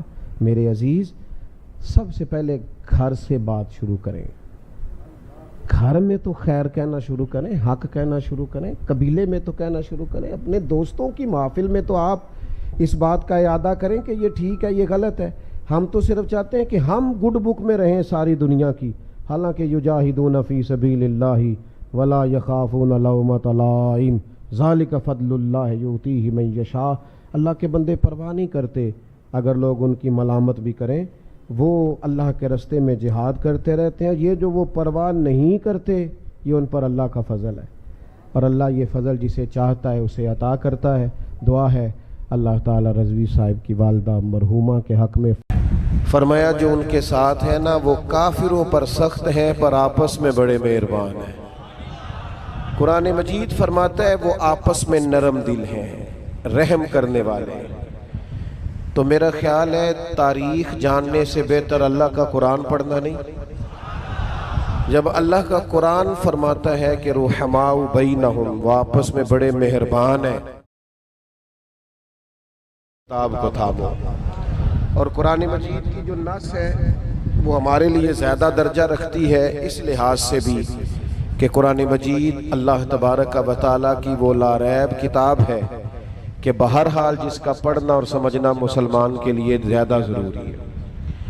تو صحابہ آپس میں بڑے مہربان تھے، ایک دوسرے پر شفقت کرنے والے تھے، محبت کرنے والے تھے. یہ قرآن مجید کا فیصلہ ہے. لہٰذا کسی تاریخ میں اور کوئی بھی خطیب جو اپنی تقریر چمکانے کے لیے کوئی ایسی بات کرے اس کی بات میں آنے کی ضرورت نہیں. اللہ کے قرآن نے کہا وہ سخت ضرور تھے پر کافروں پر، مہربان تھے اپنوں پر. جہاں تک تعلق ہے حضرت عمر فاروق کا، تو حضرت عمر فاروق رضی اللہ تعالیٰ عنہ اس عظیم شخصیت کا نام ہے جن کے لیے اللہ کے محبوب نے دعا مانگی اللہ تعالیٰ سے کہ اللہ ہمیں عمر ابن خطاب عطا فرما. انسان کی نا ایک ذاتی شخصیت بھی ہوتی ہے، اس کی جو ذاتی شخصیت ہوتی ہے وہ اس کے مشن پر بھی غالب آتی ہے. یعنی اگر آپ کی طبیعت ہی غصے والی ہے تو آپ جہاں بھی ہیں آپ کے دائیں بائیں لوگ پریشان ہیں، آپ کو غصہ ہی بڑا آتا ہے. تو آپ کے ماحول پر بھی آپ کا مزاج، بزرگ فرمایا کرتے تھے اساتذہ کو کہ اگر تمہاری گھر میں گھر والوں سے لڑائی ہو جائے، اس کو بند کر دیں جی، اللہ جزا دے. آپ گھر والوں سے اگر تمہاری لڑائی ہو جائے نا تو فرمایا کرتے تھے کلاس میں آ کے بچوں کو نہ پڑھاؤ، ایسا نہ ہو غصہ کسی اور کا ہو نکل کسی اور پہ جائے. کیوں؟ اس لیے کہ جب آپ غصے میں ہوتے ہیں تو آپ کا انداز کچھ اور ہوتا ہے. آپ کی جو ذاتی زندگی ہوتی ہے، جو لوگ اس ذہن کے ہوتے ہیں نا ساری دنیا ہی بری ہے، وہ کبھی کسی کے لیے اچھا نہیں کر سکتے، کیونکہ ان کے خیال میں لوگ اچھے ہیں ہی نہیں، تو کسی کا اچھا کریں کیوں؟ جن لوگوں کا یہ خیال ہوتا ہے نا کہ معاذ اللہ فلانے کے پاس مال بڑا ہے مجھے لے لینا چاہیے، فلاں کے پاس بڑا ہے، تو وہ بھی حریص ہو جاتے ہیں. آپ کے جس طرح کی اپنی طبیعت ہوتی ہے، پھر غور کیجئے گا میری بات پر، آپ جب کوئی بھی کام کرتے ہیں نا تو وہ آپ کی طبیعت آپ کے کام پر غالب آ جاتی ہے. حضرت عمر رضی اللہ تعالیٰ دو تین چیزیں بڑی زیادہ تھی جناب عمر کی زندگی میں. ایک تو بڑے اصول پرست تھے، اصول پسند تھے. اتنے اصول پسند تھے، اتنے اصول پسند تھے جناب عمر کہ انہوں نے اپنی اصول سب سے زیادہ اپنی زندگی پر نافذ کی اور اپنی اولاد پر نافذ کی. ہم بھی بڑے اصول پسند ہوتے ہیں پر دوسروں کے لیے، بڑے حق پسند ہوتے ہیں پر دوسروں کے لیے. سیدنا عمر رضی اللہ تعالیٰ عنہ کا مزاج یہ تھا کہ جب بدر و احد میں کفار آئے نا لڑنے کے لیے تو یہ جنگیں آسان نہیں تھیں. باقی جنگیں آسان ہوتی ہیں، آپ کو غیروں سے لڑنا ہوتا ہے. بدر و احد کا یہ حال تھا کہ صحابہ کے اپنے رشتہ دار سامنے تھے، یہاں تک کہ کسی کا سگا بھائی سامنے تھا، کسی کا باپ سامنے تھا. حضرت صدیق اکبر کے بیٹے بدر میں سامنے آئے تھے لڑنے. یہ بڑی مشکل جنگیں تھیں، لیکن حضرت عمر کا اصول اس طرح کا تھا دین کے لیے کہ عرض کی یا رسول اللہ صلی اللہ علیہ وسلم ہمیں اجازت دیں، ہم اپنے اپنے رشتہ داروں سے خود لڑیں گے اور دنیا کو بتائیں گے تعلق اسی کے ساتھ ہے جس کا تعلق مدینے والے محبوب کے ساتھ ہے. گویا حضرت عمر اپنی یہ بات کہہ کے کہ اپنے اپنے رشتہ داروں سے لڑیں گے، یہ سبق دے رہے تھے کہ تعلق اسی سے جس کا حضور سے تعلق. اصول پسند تھے، مزاج اصول پسندی کا تھا. اور دوسری بہت زیادہ اصول پسندی اپنی اولاد کے لیے تھی.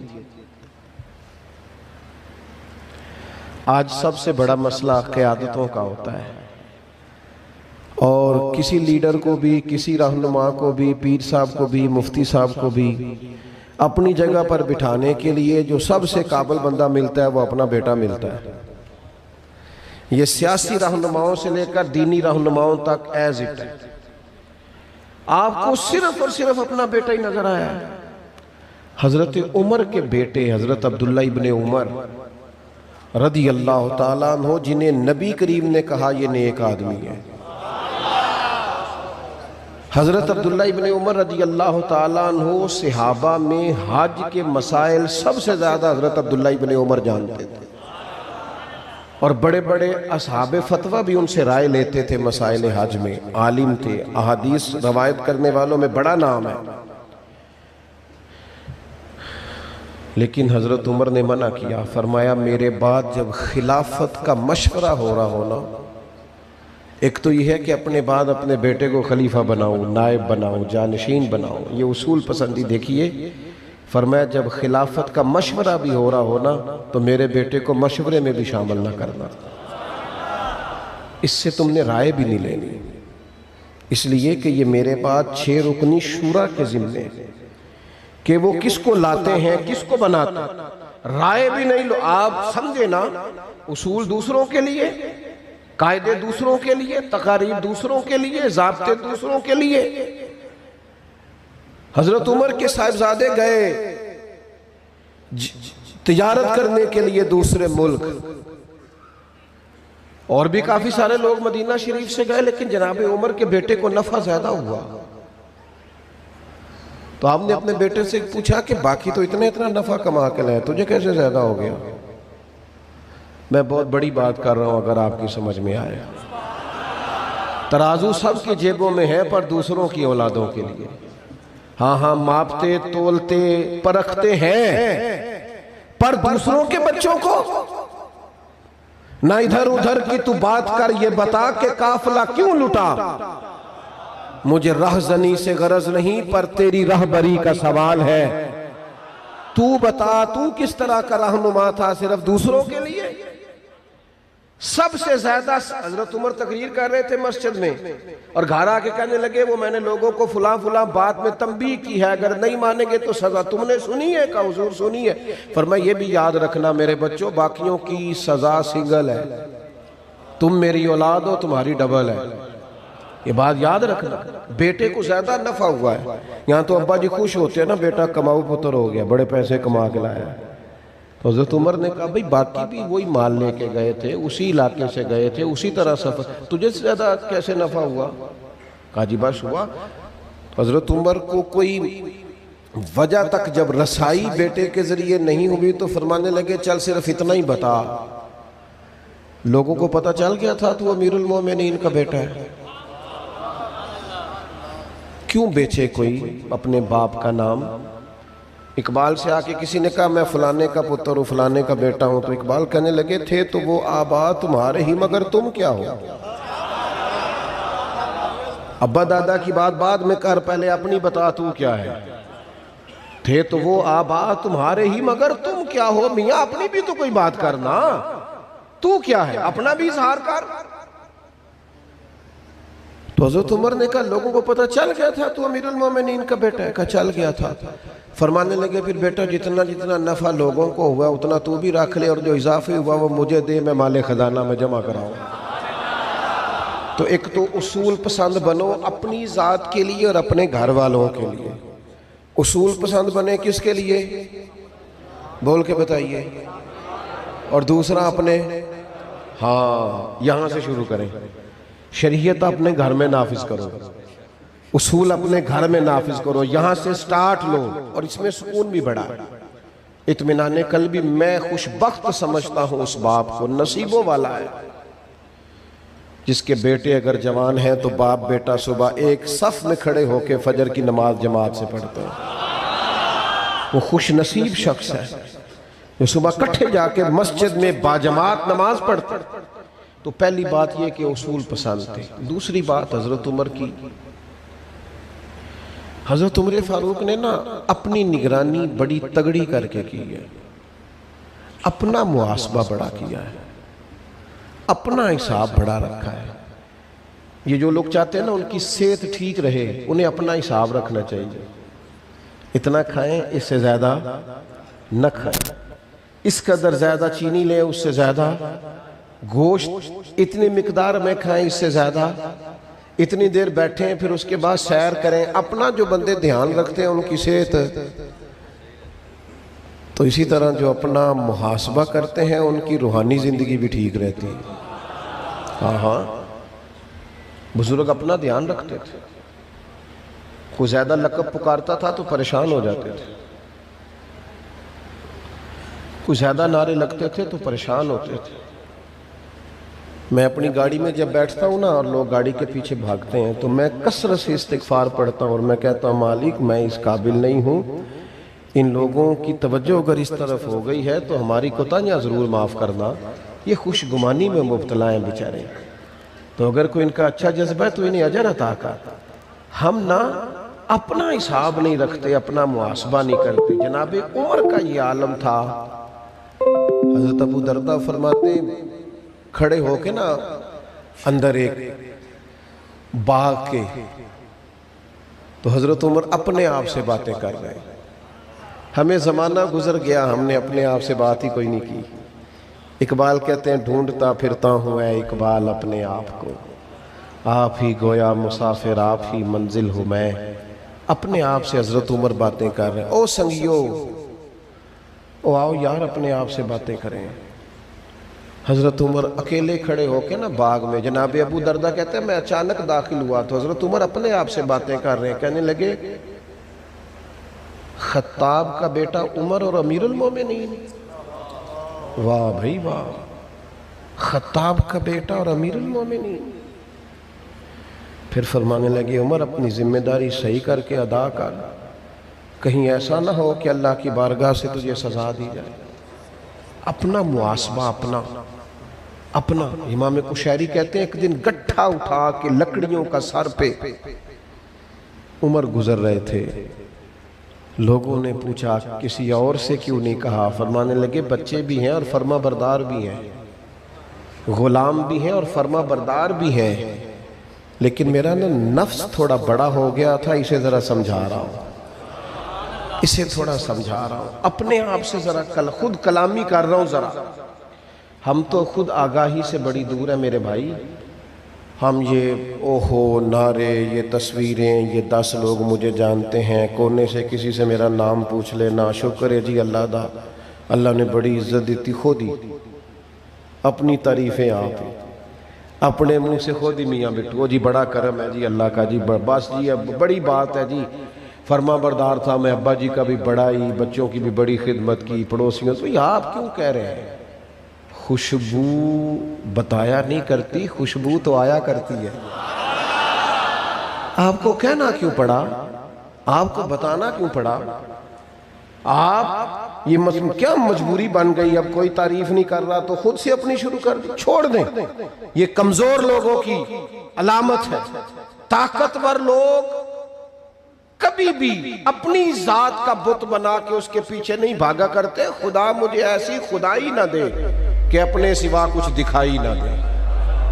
حضرت فاروق اعظم نے اپنے اوپر کڑی نگرانی کی، اپنے اوپر ساری زندگی گزر گئی، دوسروں کا حساب کرتے، تھوڑا اپنا بھی کر۔ ساری زندگی گزر گئی، آپ تو یہاں بستے ہیں حضرت بابا صاحب کے علاقے میں، تو بابا صاحب کہتے تھے دل کرتا ہے اس بستی سے تھوڑا دور جاؤں جہاں کوئی مجھے پہچانے نہ، میری دست بوسی نہ کرے، میرے پیچھے نہ بھاگے۔ اٹھ نہ بھلیا، درد دیکھو اس کے پیچھے کتنا ہے۔ اٹھ بھلیا او چل اوتھے وسیے جتھے وس دے سارے انے، نہ کوئی ساڈی ذات پچھانے نہ کوئی سانو منے، چل وہاں چلتے۔ تو ایک تو یہ کہ اصول پسند تھے، اور دوسری بات یہ تھی ان کی طبیعت میں جس چیز کا غلبہ تھا وہ یہ تھا کہ وہ اپنا حساب کرتے تھے۔ ہم اپنے آپ کو بے حد کر لیتے ہیں، ہماری کوئی نہ کوئی شان، ہر بندے کی کوئی نہ کوئی شان ہے، اور وہ اپنی شان بتاتا پھرتا ہے۔ وہ کہتا ہے جناب فلانے کے بھی تو حقوق ہے نا، فلانے کے بھی تو حقوق ہے نا، فلانے کے بھی تو حقوق ہے نا، فلان جگہ یہ بھی تو کہتا ہے نا۔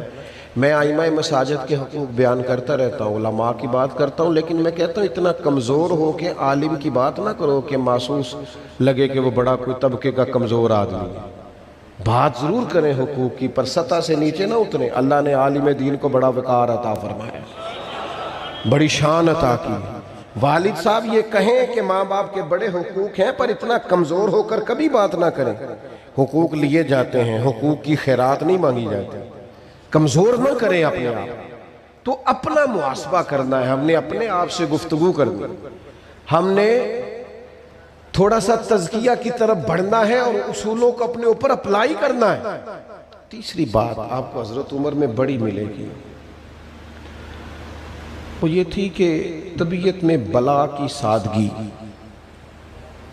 بھلا کی۔ یہاں نا ہمارا یہ ماحول ہے کہ ایک طرف کچھ لوگ بیچارے فون کرتے ہیں، دوستوں کو بتاتے ہیں کہ یار بل بڑا آ گیا، جمع کرانے کو پیسے کوئی نہیں، اگر میری فلاں چیز بک جائے نا تو میں چلیں اس سے ہی نبردآزما ہو لوں۔ ایک طرف غریبی کا یہ حال ہے، اور دوسری طرف ہمارا حال یہ ہے کہ لوگ نئے ماڈل کی گاڑی نئے لینے کے لیے 4-5 لاکھ روپیہ، جلدی گاڑی لینے کے لیے 4-5 لاکھ روپے اضافی جمع کراتے ہیں کہ نہیں؟ آپ اس ملک میں رہتے ہیں جہاں لوگوں کو روٹی بھی نہیں ملتی شام کی، لیکن دوسری تصویر کا رخ یہ ہے کہ نئے ماڈل کا موبائل مارکیٹ میں آئے تو شارٹ ہو جاتا ہے۔ معنی کیا ہے کہ گندم امیر شہر کی ہوتی رہی خراب اور بچی کسی فقیر کی فاقے سے مر گئی۔ ہم نا اس منظر سے دور ہیں۔ جب تک امیر لوگ اپنی طبیعت میں سادگی نہیں لاتے، مالدار سادگی نہیں لاتے، امیر وزیر کبیر، چلو ناراض نہ ہونا پیر، اپنی طبیعت میں سادگی نہیں لاتے اور وہ اس طرز کو نہیں اپناتے جو طرز سیدنا عمر نے ہمیں عطا فرمائی ہے اور حضور کے جمیع صحابہ اور اہل بیت نے دی ہے۔ مزاجوں میں سادگی نہیں، بالکل نہیں۔ آپ لوگوں کا لاؤ لشکر تو دیکھیں، آنا جانا تو دیکھیں، اٹھنا بیٹھنا تو دیکھیں۔ حضرت عمر کے زمانے میں وسعت آ گئی تھی، کوئی ایسی بظاہر بڑی غربت نہیں تھی، وسعت آ گئی تھی۔ اتنا مال آتا تھا بحرین سے آیا کہ بڑے قد والا آدمی بھی اس مال کے پیچھے چھپ رہا تھا۔ سارا کچھ آیا، 50 ہزار دینار بدریوں کو ایک ایک وقت میں مال غنیمت میں سے حصہ ملا۔ لیکن مال آنا اور ہے، دل میں بسانا اور ہے۔ اور ایک اور بات بھی آپ سے عرض کروں، کبھی بھی روب آدمی کے کپڑوں کا نہیں ہوتا، روب جب بھی ہوتا ہے اس کے کردار کا ہی ہوتا ہے۔ آپ 6 کروڑ کے گھر میں رہتے ہو، 1.5 کروڑ کی گاڑی میں بیٹھتے ہو، اور پیسہ اگر ٹھیک نہ ہو تو لوگ دروازے پہ کھڑے ہو کے کہہ دیتے ہیں 2 نمبر مال ہے، کہتے ہیں لوگ۔ اور چھوٹا سا افسر ہو، ٹوٹی ہوئی کرسی پہ بیٹھا ہو، پرانا ٹیبل ہو، لیکن اس کے دفتر کے باہر کھڑے ہو کے سیاںا بندہ بھی کہہ رہا ہوتا ہے کہ یار بندہ بڑا اصول پسند ہے، نہ معاذ اللہ رشوت لیتا ہے نہ سفارش ہوتا ہے۔ لوگوں کی ٹانگیں کانپ رہی ہوتی ہیں اندر جاتے ہیں۔ یاد رکھنا، کردار آپ کا مضبوط ہو نا، کردار، تو کپڑے سادے بھی ہوں تو گزارا ہوتا ہے، گھر سادہ بھی ہو تو گزارا۔ تو اصل نعمت تو کردار ہے۔ میں نے جیسے کہا تھا باتوں کو زیادہ طویل نہیں کرنا، جلدی سمیٹ دوں گا۔ حضرت عمر نے زندگی ساری سادگی میں گزاری۔ کچھ بھی نہیں ہوتا یار، آپ سادے کپڑے پہنے، کوئی کچھ بھی نہیں کہتا۔ آپ بھی سکھی رہیں گے، رشتہ دار بھی سکھی رہیں گے، ورنہ آپ مہنگے لیں گے تو رشتہ داروں کی مجبوری ہو جائے گی، ان کے بچے بھی تنگ کریں گے، یار ہم نے بھی مطلب فلاں چیز وصول کرنی۔ یہ کچھ مالدار لوگ، ناراض ہو گئے آپ لوگ، یہ کچھ مالدار لوگ نا مارکیٹ میں ایسی چیزیں لے آتے ہیں جن سے پھر غریبوں کا پہنچنا مشکل ہو جاتا ہے۔ تو اگر آپ تھوڑے سادہ رہیں، ویسے بھی ڈاکٹر کہتے ہیں آج کل کہ سادہ غذا کھائیں صحت ٹھیک رہے گی۔ پہلے ڈاکٹر کہا کرتے تھے کچھ آرام کریں آپ کی طبیعت ٹھیک ہو، آج کل ڈاکٹر کہتے ہیں کوئی کام کریں، کوئی سحر کریں تاکہ طبیعت آپ کی ٹھیک ہو۔ انداز ہی بدل گیا، آپ یقین کریں، رخ ہی بدل گیا دنیا کی۔ حضرت عمر کنکر مار رہے تھے، جمرات پہ رمی کر رہے تھے، ہمارے عرف میں کہتے ہیں شیطانوں کو کنکر مارنا۔ تو صحابی فرماتے میں پیچھے کھڑا تھا اور میں عجیب منظر دیکھ رہا تھا کہ اتنا بڑا فرما روا، دنیا ڈرتی ہے، لیکن حالت یہ ہے کہ وہ کنکر مار رہے تھے تو میں نے ان کی پشت پر پیوند گرے تو 12 پیوند لگے ہوئے، اور انہیں کوئی پرواہ نہیں تھی۔ ایک ہوتا ہے نا کسی کے کپڑے سادے ہیں تو پھر وہ مسکین بھی بن جاتا ہے، بڑی مجبوری ہے جی میں نے تو کپڑے دیکھے، نا نا نا نا، کپڑے سادے تھے پر قد اونچا تھا، لباس پھٹا ہوا تھا لیکن آواز میں گرج تھی، جملے اس طرح تھے کہ جس طرح ایوان کفر پر زلزلہ طاری ہے۔ وہ لباس کسی جگہ انہوں نے اس کو کمزوری کے طور پر استعمال نہیں کیا۔ صحابہ نے میٹنگ کی باقاعدہ مسجد میں کہ اتنے وزیر ملنے آتے ہیں، عمر سے کہنا ہے لباس ہی بدل لے، اور وسعت بھی آئی ہے پر سارا یہ بانٹ دیتے ہیں۔ جناب فاروق اعظم سے کہنا تھوڑے نیا لباس لے لے. تو ایک صحابی کہنے لگے مشورہ تو ٹھیک ہے پر وہ بندہ بھی بتاؤ جو عمر سے بات کرے گا. پیسے ناراض نہ ہونا, آج کل تے پیسے کسی نے بھی نہیں برے لگ دے, کسی کو بھی نہیں لگتے, سب ماشاءاللہ جس جہاں آ جائے ٹھیک ہے.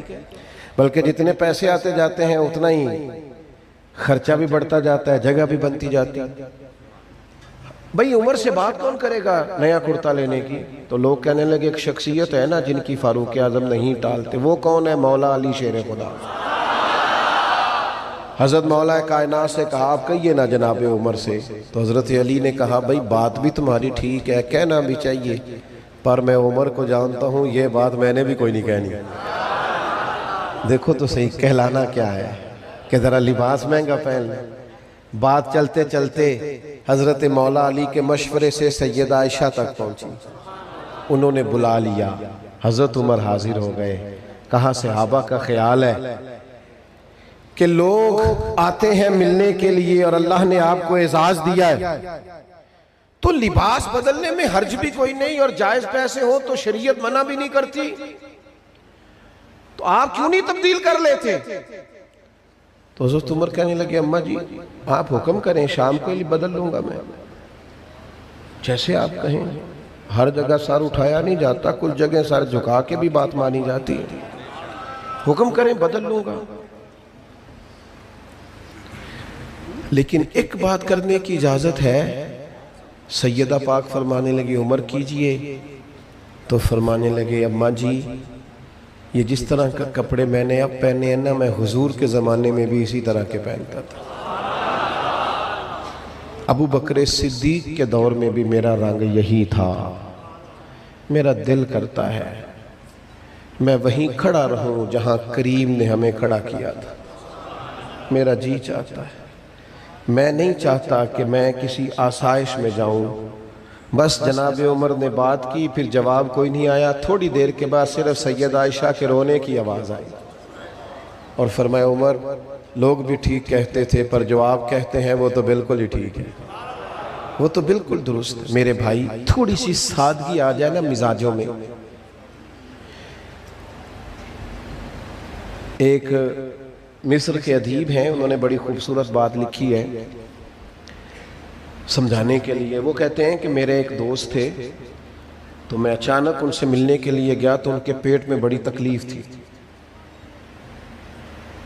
تو میں جب پہنچا تو وہ بڑے بے چین تھے, بے قرار تھے. میں نے کہا کیا ہوا؟ کہنے لگے یار کھانا مزیدار تھا, ذرا زیادہ کھا بیٹھا ہوں, تکلیف ہے. کہتے میں نے ڈاکٹر کو بلایا اور میں ان کی دوائی کا بندوبست کیا. کچھ اللہ تعالیٰ نے اس حکیم طبیب کے مشورے سے دوا سے انہیں افاقہ. وہ تو واپس لوٹا تو اپنے علاقے کے قریب سے گزرنے لگا تو ایک جگہ پہ چند لوگ جمع تھے اور پریشان تھے. تو پوچھا کیا ہوا؟ کہا غریبوں کی بستی ہے. میں اتر گیا تو جا کے دیکھا تو ایک شخص پیٹ کی درد میں شدید مبتلا.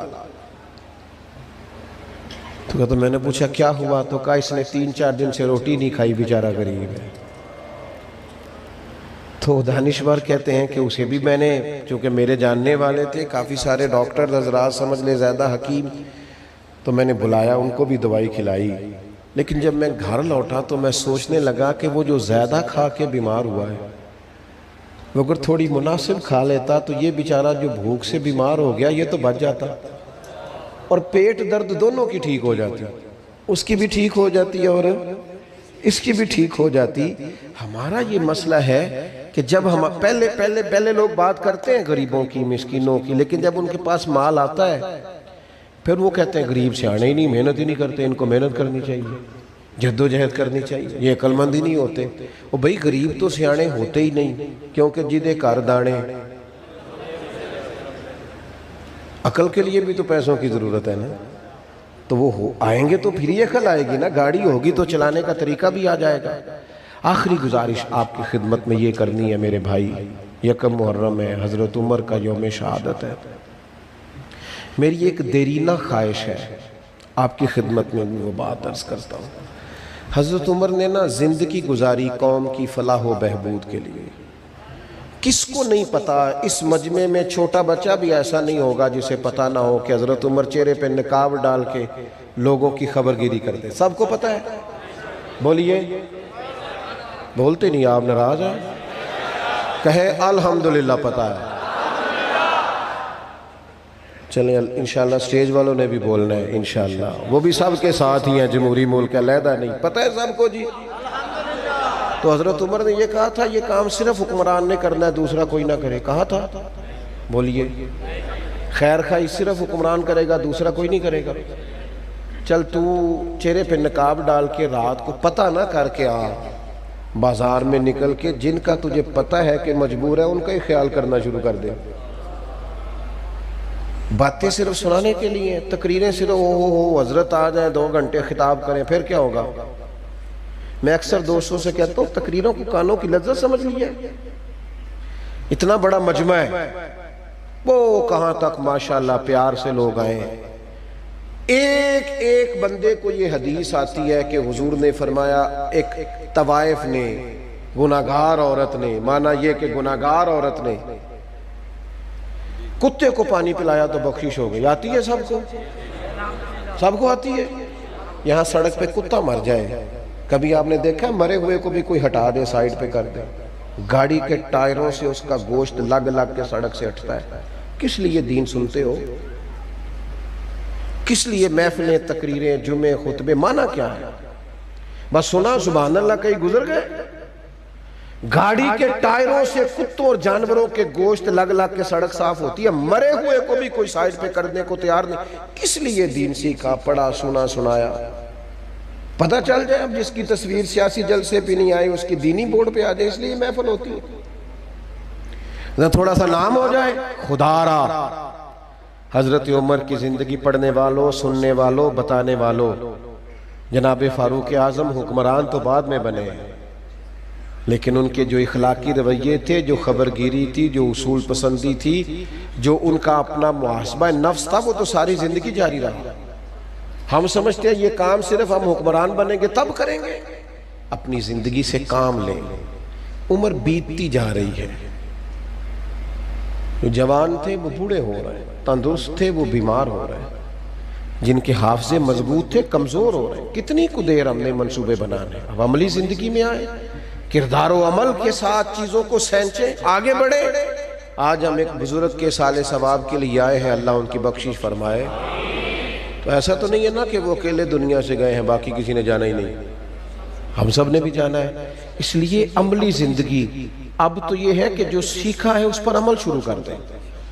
اور آج سے نہیں، ابھی سے فوراً اپنی زندگی میں عملی تبدیلیاں لائیں. ورنہ ٹھیک ہے وہی سٹیٹس رہے گا جو آپ موبائل پہ لگاتے ہیں. پھر وہ سٹیٹس جو بندے کا شرعی طور پر اور اخلاقی طور پر ہونا چاہیے وہ کبھی نہیں بنے گا.